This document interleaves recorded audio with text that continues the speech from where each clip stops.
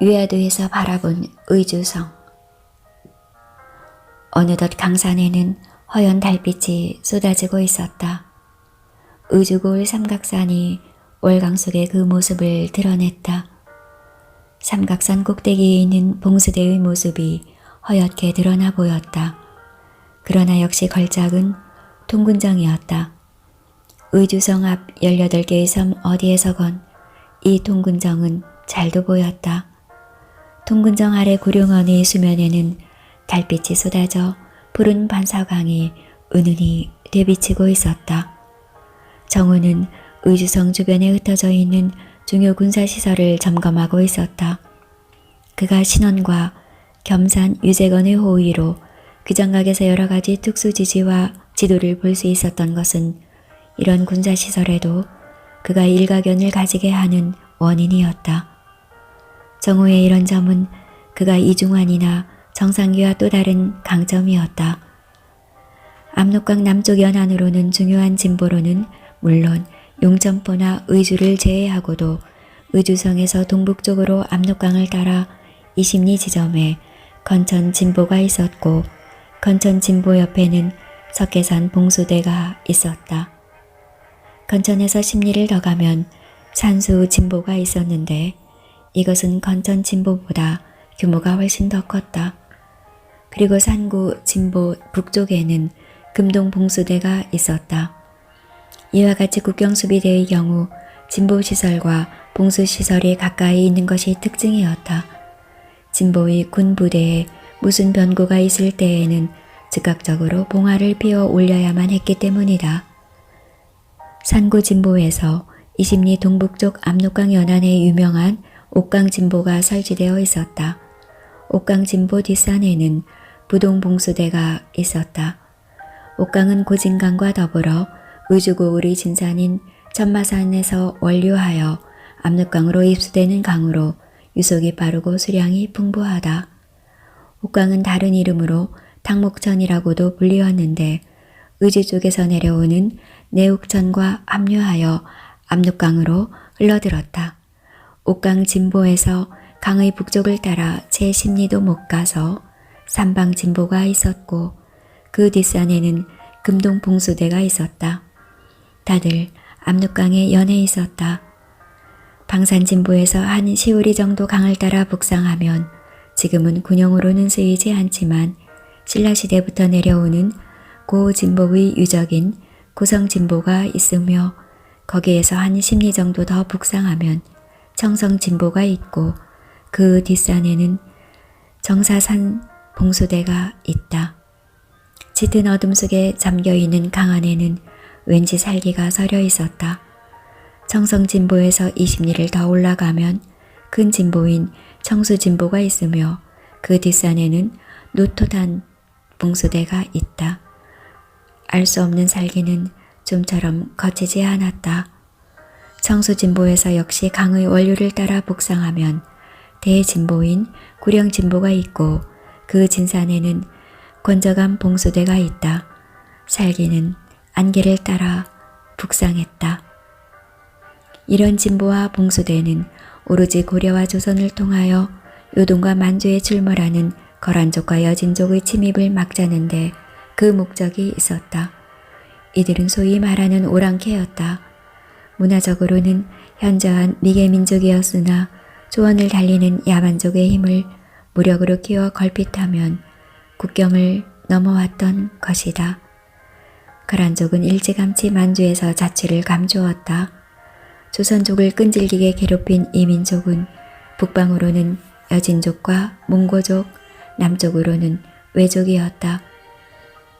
고려시대 윤관의 구성이나 조선족 김종서의 육진 등은 여진족의 격퇴를 위한 변방의 진지였다. 정우는 그날 청성진까지 올라갔다가 다시금 위화도로 회영했다. 그는 힘이 빠져 도저히 더 수영을 할 수 없었다. 그래서 그는 통나무를 하나 주어 거기에 몸을 매달고 강을 소항했던 것이다. 내려올 때는 통나무를 강물에 띄우고 가만히 있기만 해도 되었다. 위화도에 그가 도착해보니 벌써 날이 환하게 새어 있었다. 그는 을련이를 찾아보았다. 그녀는 배 안에 들어가 누워 있었다. 을련아, 좀 어떠하냐? 내 날이 무사히 돌아오셨군요. 그 사람은요? 찾지 못하였다. 청성진까지 가보았는데 보이지 않더구나. 어머나, 그렇게나 멀리? 청성진이라 하면 요동으로 넘어가는 제2의 우주라고 들었사옵니다. 그런 말은 어디서 들었느냐? 아버님한테서요. 엄만달 씨도 업으라고 했지? 그러하옵니다. 그럼 그런 소문쯤은 들었음직도 하다. 자식이는 어디로 갔을까? 혹시 청성진에서 요동으로 넘어간 것이나 아닐까? 저를 버리고 떠날 사람은 아니라고 생각하옵니다. 그야 그렇지. 자식이는 그런 사람은 절대 아니다. 그럼 을련아, 저기 야산으로 올라가 동굴이라도 하나 찾아내야겠다. 우리에게 안전한 굴이 필요하다. 강가에서 이렇게 갈대만을 의지하고 있다가는 언제 병졸들이 눈에 띄게 될지 알 수 없는 일이다. 그럼 내가 산으로 좀 다녀오마. 정호는 장기전을 펴야겠다는 생각을 했다. 자식이를 찾는다고 하더라도 또 임기파리와 설문이 그리고 짱구와 언년이를 무사히 만나야 하는 것이다. 그는 을련이를 안전지대로 피신을 시켜놔야만 마음 놓고 활동을 할 수 있을 것 같았다. 얼마 후에 정호가 돌아왔다. 정호는 위화도의 한 야산에서 동굴을 찾아냈던 것이다. 동굴도 갈대로 뒤덮여 있어서 바깥에서는 잘 보이지 않았다. 그들이 숨어들기에는 안성맞춤이었다. 이번에도 정호는 을련이를 들저업고 동굴로 찾아들었다. 정호 역시 늙지 않은 건장한 사람이었다. 그러나 그는 성스럽다고 느껴질 정도로 사나이로서의 어떤 감정도 전혀 나타내지 않았다. 그는 과연 남다른 성격의 소유자였다. 그는 너무나 세속적이지 않았다. 그는 감정을 초월한 위대한 성품의 소유자였다.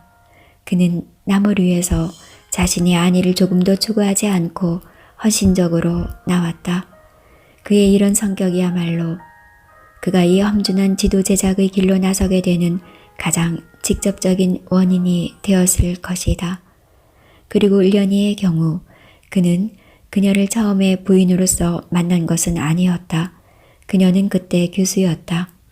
그러자니 자연적으로 정호는 그녀에게 하대를 하지 않을 수 없었고 그것이 버릇이 되어서 지금도 말을 하대하고 있는 것이다. 정호는 약재를 다리고 밥을 지어 을련이를 간호했다. 그리고 그녀를 다시금 잠들게 했다. 푹 잠을 자야만 그녀는 원기를 되찾을 수 있다고 생각했던 것이다. 그리고 자신도 밥을 먹고 푹 잤다. 그는 나무의 아내인 을련이를 의식해서 동굴 입구에서 그리고 그녀는 동굴 깊숙이 각기 자리를 잡았던 것이다. 사실 당시의 남녀간의 법도로 보아서 이것도 허용되지 않는 사례였다. 그러나 지금은 비상사태이니 어쩔 수 없었다. 정우는 너무나 고단해서 온종일 잠만 잤다. 그가 눈을 떴을 때에는 압록강에 황혼이 지고 있었다. 저 멀리 의주성 쪽으로는 삼각산 정상에 봉수대가 보였고 구룡원의 수면과 통군정이 보였다. 드넓은 강이 온통 불바다가 되어 있었다. 황혼이 그만큼 찬란했던 것이다. 그가 눈을 떴더니 강물 흘러가는 소리가 쏟아지듯이 귓구멍에 와서 박혔다. 무성한 갈대숲 사이로 저 멀리 의주성의 성곽이 보였고 바로 정면으로는 북문의 누대가 보였다. 날이 이제 눈을 뜨셨습니까요? 아니, 을련이가 누워있지를 않고서 쇠뇌는 다 나았습니다요. 이제 깨끗합니다요. 다만 나리께서 주무실 때 그게 아리시기에 걱정스러울 따름이옵니다요. 내가 그렇게도 앓는 소리를 내더냐. 아주 고통스러워 하셨습니다요. 내가 설마 나는 보다시피 건강하다. 아, 오래 잤구나. 벌써 땅거미가 내리고 있구나. 태조가 회군을 한 섬이 바로 이 위화도가 아니더냐. 갈대이만 무성하구나. 저기 북벌군 우군도통사 이성계 장군이 묵었다는 왕당이 있구나. 엄마, 바로 저기 저 초당이? 그렇단다. 나는 날이 어두워지면 성 안으로 들어가 주막거리를 둘러보아야겠다. 짱구가 의주성으로 들어왔을 가능성이 없지 않다. 성 안으로 들어가셨다가 혹시 술락꾼들에게 붙잡히기라도 하는 날에는 어떻게 하시려고요? 그러니까 절대로 붙잡혀서는 안 된다. 너만 날 따라다니지 않으면 나는 절대로 붙잡히지 않는다. 그러니 을련이는 여기 꼼짝도 하지 말고 가만히 있거라. 그리고 저 아래 갈대가 흔들리는가도 부지런히 살펴야 한다. 차시기가 돌아왔을 가능성도 있기 때문이다. 그가 아무리 조심을 해도 그가 갈대 사이로 걸어가면 소리가 나게 되어 있다. 을련이는 재빨리 자리에서 일어나 저녁을 짓기 시작했다. 정우가 의주성 안으로 들어가겠다고 하기 때문이었다. 저녁을 제대로 먹여서 보내야만 하는 것이다. 그 사이 정우는 한지와 붓을 끄집어내어 의주 앞 압록강 하류에 떠있는 섬들에 대해서 지지를 쓰고 지도를 그리기 시작했다. 자신이 지난밤에 직접 헤엄을 쳐가면서 답사를 하지 않았던가. 그리고 무엇보다도 지금 여기 위화도 야산 기슭에서 그것들을 조망할 수 있지 않는가. 그리고 그는 지금 눈앞에 건너다 보이는 의주성의 지도를 상세히 그려가기 시작했다. 황혼 속에 불타고 있는 의주부는 너무나 아름다웠다. 그것은 그야말로 한 폭의 동양화가 아닐 수 없었다. 의주부 바로 뒤 한 시우리쯤 되는 지점에 우뚝 솟아있는 산이 의주금강 혹은 석승산이라고 불리는 산이다. 원래의 산 이름은 금강산이다. 경치가 워낙 뛰어나기 때문에 그렇게들 부르고 있다. 그러나 의주부 근방의 사람들은 이 산을 의주금강이라고 부른다. 의주에 있는 금강산이라는 뜻이다. 산의 높이는 1650척쯤 된다. 강원도의 금강산이 5000척이 넘으니 그리 높은 산은 아니다. 하지만 산세의 수려함과 그 오묘함이 강원도의 금강에 조금도 빠지지 않았다. 지금 이 금강산은 넘어가는 압록강 하류의 햇살을 받아 너무나 찬란하게 빛나고 있었다. 날이 저기 저 산이 너무나 아름다옵사옵나이다. 저 산이 바로 의주금강이라는 산인가요? 그렇단다.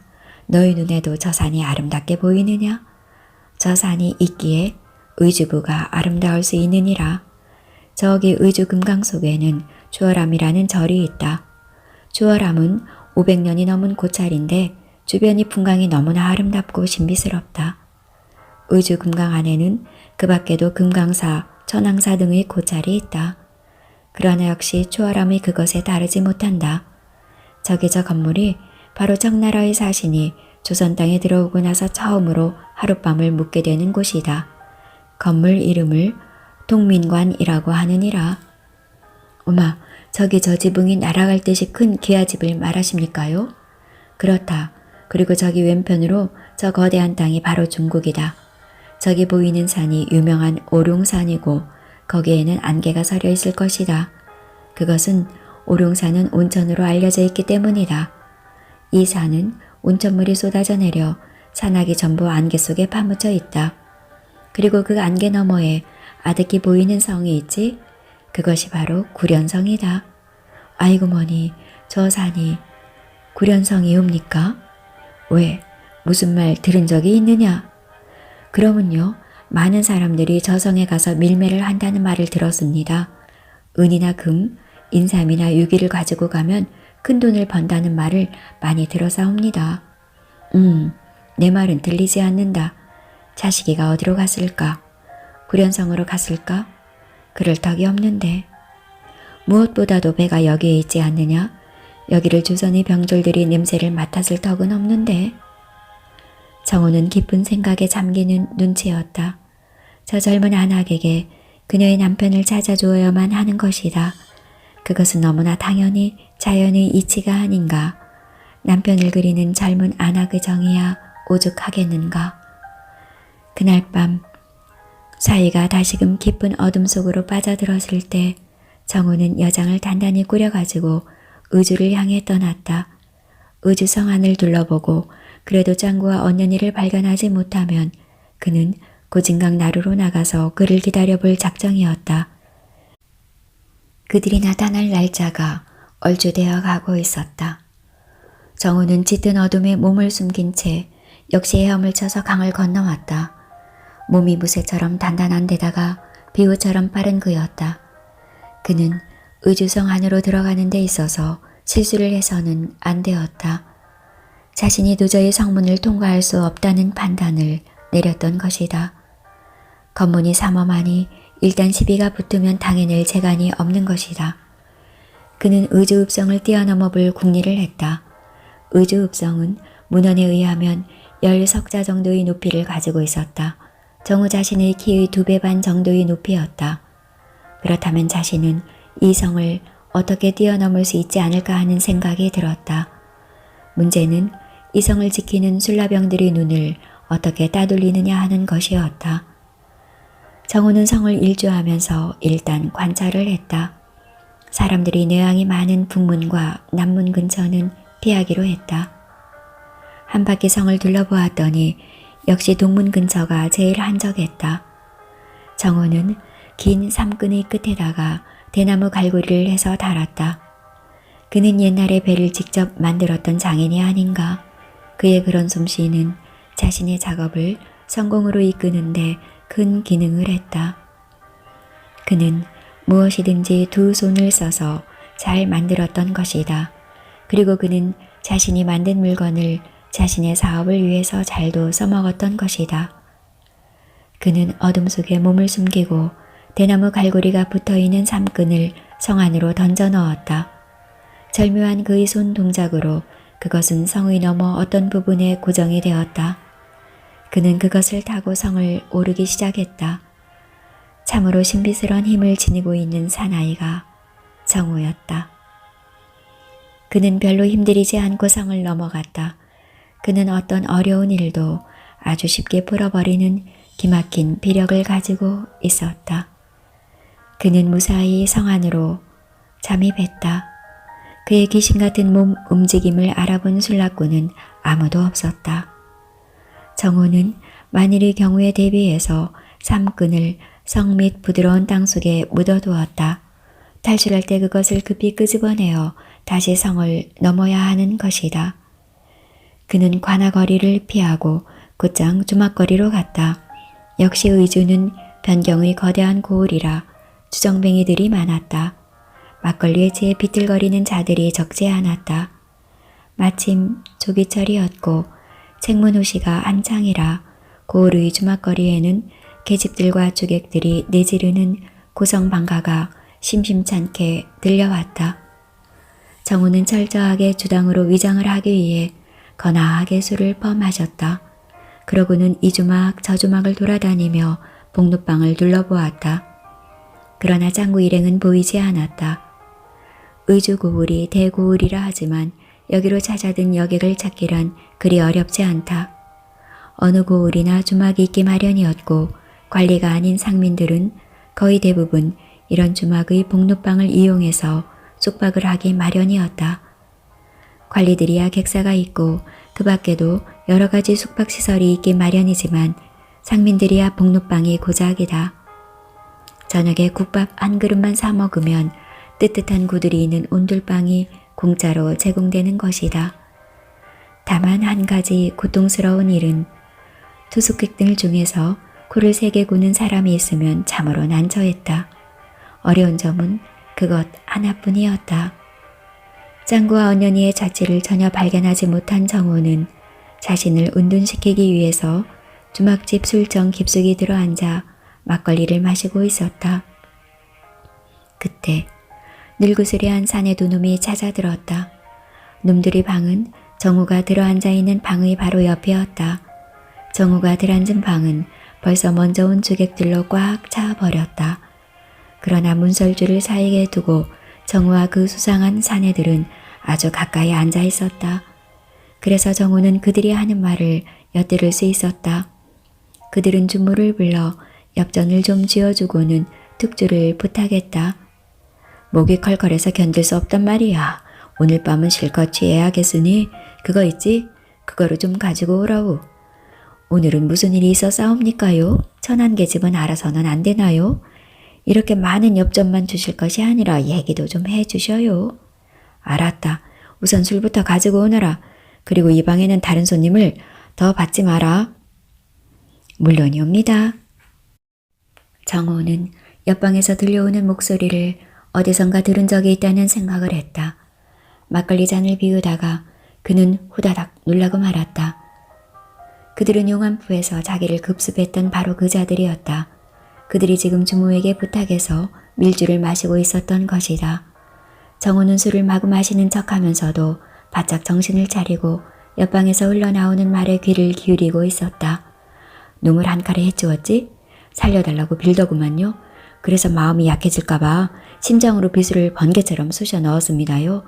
몇 번 캑캑하다가는 조용해졌습니다요. 그래서 어떻게 했나? 바짓가랑이에 돌을 달아 강물 속으로 던져 넣었습니다요. 바짓가랑이라. 그러면 핫바지가 아니겠느냐? 그럼 바지가 몸에서 흘러내릴 텐데 그럼 몸뚱아리가 물 위로 뜨지 않겠느냐? 물 위로 뜨면 어떻습니까요? 그놈이 틀림없는 바로 그놈입니다요. 지금 가도와 남시 파시에서는 그놈이 범인이라는 소문이 파다하게 퍼져 있습니다요. 차오 어른이 점찍은 그 얼굴 반반한 규수를 데리고 도망을 쳤거든요. 그래, 놈이 우리의 정체를 알고 위협했다는 말이지. 그럼요. 놈이 우리가 왕차오 나리와 연결되어 있다는 사실을 눈치채고 있었음에 틀림이 없었습니다요. 조선 처녀들은 심양 인신시장에서 아라비아 뱃놈들에게 가장 비싸게 팔린다. 왕차오가 죽어 없어진 이상 우리는 이제 그자에게 충성을 바칠 이유는 없다. 알아들었느냐? 다른 조선 거간을 찾아야 한다. 그놈만 확실히 없어지면 우리의 존재를 눈치채는 작자는 없을 것이다. 정호는 숨이 막혀 술을 마실 수가 없었다. 그들이 심장을 찔러 없애버렸다는 사람은 자식일 가능성이 높았다. 그리고 이들은 자식에 의해서 죽음을 당한 심양차오 왕가놈의 졸개들이거나 아니면 물산을, 그러니까 조선 교수를 몰래 업어가는 조직망이었다. 이들은 다른 범죄를 획책하고 있었던 것이다. 정우는 이들의 정체를 파악한 이상 그 자리에 더 머물 이유가 없었다. 그는 빨리 다음의 조치를 취해야만 했다. 먼저 이들이 죽인 사람이 과연 자식인가 하는 문제였다. 다음 이들은 다음에 어떤 범죄를 액책하고 있는가 하는 문제였다. 그는 이 두 가지 문제를 확인해야만 다음의 행동을 취할 수 있었다. 그는 자신이 청성진까지 올라갔을 때 섬 주변에 안개처럼 서려있던 그야말로 설명할 수 없는 살기의 이유를 알만했다. 그는 그것 때문에 얼마나 진저리를 쳤던가. 이들은 자식이를 살해하고 바닷물 속에 수장을 한 것이다. 이들의 마수가 혹시라도 동굴 속에 혼자 있는 을련에게 미칠 경우 그들은 조금도 주저할 것 같지가 않았다. 정호는 술이 확 깨는 것을 느꼈다. 그는 인간 사회는 선의만으로 안 된다는 생각을 했다. 인간 세상에는 별별 인간이 다 있어서 때로는 칼을 들어야 하는 것이다. 하기야 자식이도 살인자이다. 그는 사람을 3명이나 죽인 자임에는 틀림이 없다. 그러나 정우의 생각으로는 그것은 적어도 정당 방위이다. 자신이 정운자를 인신매매하기 위해 납치해가는 놈들과 정면 대결한 결과 상대방을 죽였다면 그것도 과연 죄인가? 그런데 성님, 그놈이 어떻게 거기 청성진까지 올라왔을까요? 나는 성님의 말씀대로 거기에 가보기는 했는데 그놈이 야밤에 청성 나루터에 혼자 어슬렁거리고 있었다니까요. 내 놈은 언제 철이 드느냐? 의주는 관리들이나 양반들이 전국 나들이에 애용되는 고을이다. 그러나 잡배들이나 밀항자 혹은 밀매꾼들은 의주부에 나타나지 않는다. 청성진이 바로 그 기양지이고 거기에는 나루도 있다. 나루터를 둘러보았습니다요. 이상스레 생겨먹은 녀석들이 쭈그리고 있었습니다요. 그러니까 그놈이 그런 끔찍스런 일을 저질러 놓고는 제 놈이 목숨을 부재할 수 있는 땅이 여기 조선이 아니라 천국이라는 사실을 짐작했을 것은 당연한 일이 아니겠느냐고. 그놈의 시체가 지금은 아마도 서해로 흘러갔거나 아니면 난자도나 위야도 어디쯤 갈대밭에 걸려있거나 할 것입니다요. 야 이놈아, 남말은 새가 듣고 반말은 쥐가 듣는다는 말 모르느냐? 내 놈 조동아리는 어찌 그렇게도 방정 맞냐? 그런데 날이 우리가 용암포 파시 앞에서 만났던 그자들 말이에다. 아무래도 정체가 이상했습니다. 지금 생각하니 혹시 그자들이 남시마을의 그 젊은 놈하고 도망친 처녀가 아닌가 하는 생각이 듭니다. 나도 그런 생각은 해보았다만 그 나이가 들어 듬직한 놈의 정체는 그럼 무엇이냐? 그놈이 행수 노릇을 하고 있었다. 우리가 급습을 해서 그렇지 놈이 예사로 날쌔고 힘이 세지 않았어. 범같이 힘세고 날쌔던 것 같았다. 그리고 계집이 귀수 같았는데 어찌나 힘이 센지 결국 우리는 그년한테 당하고 말았습니다요. 그남시 마을의 교수는 아주 여리고 매가리가 없다고 들었는데 그렇게 갑자기 변해버린 것이나 아닐까요? 아무리 갑자기 변해버린다고 하더라도 없는 힘이 어디서 그렇게 갑자기 솟구칠 수가 있느냐? 정호는 자리를 떴다. 그놈들이 틀림이 없었다. 그는 역시 삼근으로 성을 넘었다. 그것을 다시 땅에 파묻었다. 다음을 위해서였다. 무리해서 성 안에 들어가기를 잘했다는 생각이 들었다. 아주 요긴한 정보를 입수한 것이다. 그는 지체하지 않고 고진강 나루터로 달렸다. 나루터까지 가는 사이에 짱구와 언년이를 만날지도 모른다는 생각이 들었기 때문이다. 그들이 의주를 향해서 올 경우 고진강 나루를 지날 것은 당연했다. 그들이 지금 현재로는 의주성 안에는 없기 때문에 어쩐지 지금쯤 고진강 나루 근처에 나타났을 것만 같았다. 정호는 솔직하게 말해서 지금 자식의 죽음을 확신하게 되었다. 그러나 그는 도무지 무슨 결단도 내릴 수 없었다. 그는 이 문제를 짱구나 임기팔과 상의하고 싶었던 것이다. 자신은 새로운 땅을 찾아서 끝없이 전진해야 하는 것이지 이런 인사 문제에 오래 매달려 있을 수 없는 입장이었다. 술 기운이 사라졌다. 북방의 여름 기운이 지독했다. 전신에서는 땀이 물처럼 쏟아졌다. 의주란 데가 워낙 대륙성 기후대라 여름에는 지독히 덥고 겨울에는 지독히 추운 곳이다. 고진강 나루터에 이르러 보니 물론 물길은 끊어져 있었다. 나룻배는 보이지 않았다. 캄캄한 밤이라 강물 흘러가는 소리만 들릴 뿐 사람이라고는 보이지 않았다. 그는 강가에 들어 누웠다. 땀을 좀 식힐 작정이었다. 그러나 땀이 마르지 않아 그는 옷을 벗고 강물로 뛰어들었다. 멱을 감을 작정이었다. 그런데 어디선가 노젓는 소리가 들려왔다. 어두운 공간에는 아무것도 보이지 않았으나 분명히 노젓는 소리가 들려왔던 것이다. 정우는 정신을 똑바로 차리고 주변을 둘러보았다. 그랬더니 강의 저쯤 상류에서 분명히 노젓는 사람들이 보였다. 그들은 어쩌면 비밀스런 도강을 하는지도 모를 일이었다.